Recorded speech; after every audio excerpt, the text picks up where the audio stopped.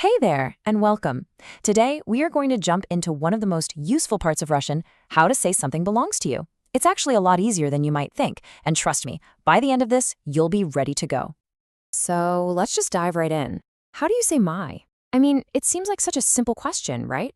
But in Russian, the answer is way more interesting, and it actually unlocks a huge secret about how the entire language works. And here it is, the big secret. Words like my, your, or our don't care about the owner. Nope, they change to agree with the thing that is owned. It all depends on the gender and number of that noun you're talking about. It's a little flip in how you think, but once you get it, everything clicks into place.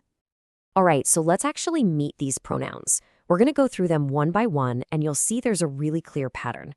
I'm going to say each one slowly, so get ready to listen and even try saying them out loud with me. All right, first up is the word my. For a masculine noun, it's moi. For a feminine noun, it's моя.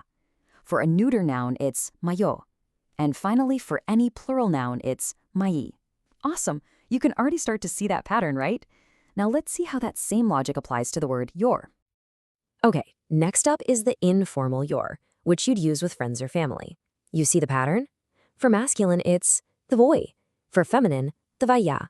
For neuter, твоё. And for plural, твои. Awesome job! You're doing great. And now, for our. For a masculine noun, we say nash. For feminine, nasha. For neuter, nashe. And for plural, nashi. See, you are totally getting the hang of this. And here's the formal, or plural your. You'd use this when you're talking to a group of people or just one person you want to show respect to. For masculine, it's vash. For feminine, vasha. For neuter, vashe. And for plural, vashe. And believe it or not, it's about to get even easier. All right, get ready for some fantastic news. The words for his, her, and their are super easy because they never ever change. It doesn't matter what the noun is. For his, it's always его. For her, it's always её. And for their, it's always ich. Pretty simple, right? Okay, you've seen all the forms, but the real magic happens when you see them in actual sentences. So let's put it all together and do a little practice. Okay, let's start with this one. Listen closely. Это мой брат. Let's do that one more time. Это мой брат. So why did we use мой? Well, because the noun brat, which means brother, is a masculine noun. The pronoun just has to match it. That's the whole rule right there. Okay, now for a question. Really listen to how my voice goes up at the end, okay? Это твоя сестра. Let's try it again. Это твоя сестра. And yep, you guessed it, it's that same rule at work. The word sestra, which is sister, is a feminine noun. So we have to use the feminine form of your, which is твоя. Let's try another one. This is our house. Это наш дом. Again, это наш дом. You probably already know why, right? Dom, or house, is a masculine noun in Russian. So of course, we need the masculine form of our, which is наш. Now remember those easy ones we just talked about? Well, here's one of them in action. Listen. Это их машина. One more time. Это их машина. So even though машина, or car, is a feminine noun, it actually doesn't matter here at all. Ich means their, and it never changes. It's just ich. See? Some parts of this are a total piece of cake. Okay, you've been doing awesome. I think you're totally ready to try this on your own. It's time for a quick, really low-pressure quiz. Let's just see if you can pick the right word.